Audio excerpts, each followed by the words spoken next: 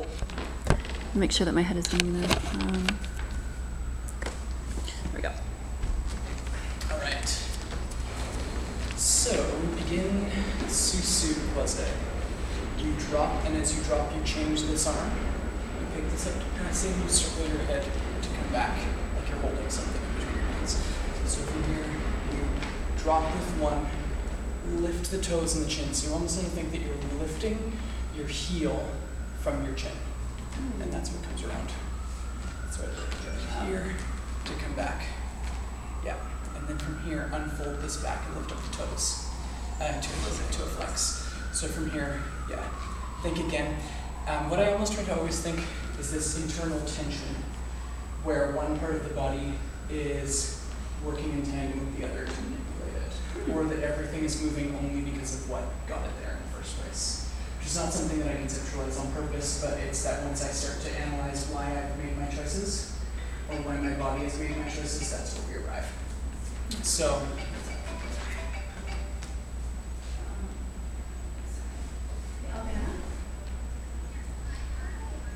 Oh, right, okay. We'll see you in a little while. Yeah, we're just on the 5th floor, Studio 1. Okay, great, I'll see you soon. The other dancer, whatever, friend is, more so Ken, I was coming over to. Cool. So, okay. okay, let's see. So, pick up the toes, come around to go here. Curl the fingers back in towards your body and push this down to here. Yeah, and actually this comes to demi point, sorry. Yeah, and it's more not on your hip, but like on your ribs, sort of. Yeah, ribs, whatever this is. So, sorry. Drop. Chin picks up the toes, back, toes, fingers in. To switch here, this goes in, you break it, so it's going in, out, up with just one. So from here you stay in the demi point, you break, open it out. Now from here stretch just one. Now from here you stretch the hand, pull your head away from it, pull your head away from it again, push into the shoulder to come up to Susu with your arms in fifth. Yeah. So, from here, curl the fingers in, opposite leg. Curl the fingers in, and then slide out to a demi point. Break the knee, open the leg. Then from here, push up into just one. So keep the weight in the demi point, push up into just one. Stretch the fingers, pull it away. Then send your head away. Go up, to come behind, and circle the head. Yeah. Yeah.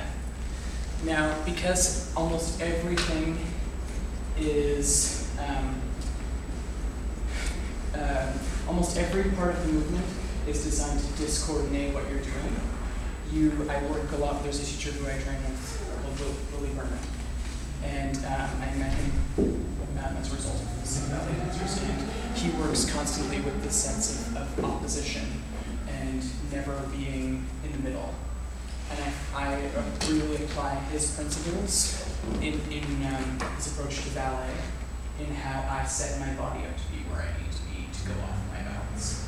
If that makes sense. It does. So never allow yourself to be in the middle. If that makes sense. Or on balance, really. Yes. No, you're so unbalanced that you can push yourself off your axis because, yeah. So Martina, just get your shoes on and everything, and we'll take a look at it. She's learning some movement to discuss the process of learning it. So, you're up here. Drop and change the arm. Pick up the toes and the chin. Yeah, so think like the chin picks up the toes.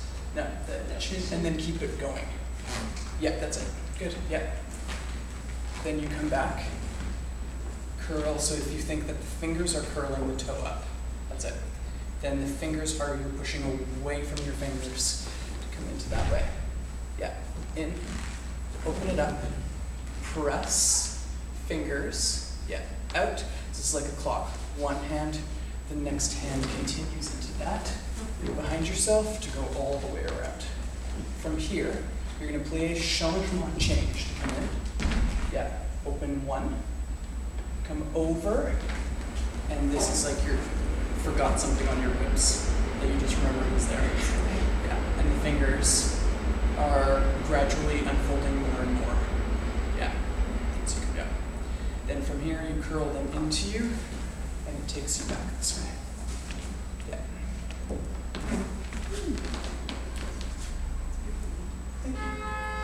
In the context of the duet for me, a lot of these actions, this phrase was built to make a partner with Wendy and I. And so a lot of these actions are things that I ended up transferring from myself onto something I did on her body, or shapes that she does when I watch. And this solo is like a reflective moment where I'm by myself and she's gone. So to me, referencing this by doing the original phrase recalls her presence for me as my intention while I'm doing it. That helps contextualize what I'm doing here. So you're here and change, up, back, and curl in, back, roll, push, flip yourself in and around. Up, changement. One, change to your ribs to come down. Curl your fingers to pull your leg back in to come here. Yeah. This changes. Drop this arm, and you push back into an arabesque, and you look to your foot. So it's like, boom. And as you come through, you initiate this finger to go that way. Yeah, good, yeah.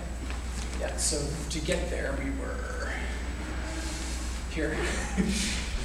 Then you curl your fingers, pull in your leg, you come underneath, you change, you drop your arm, your hand goes back with your foot, and then you switch away from your hand to there, leaving this one.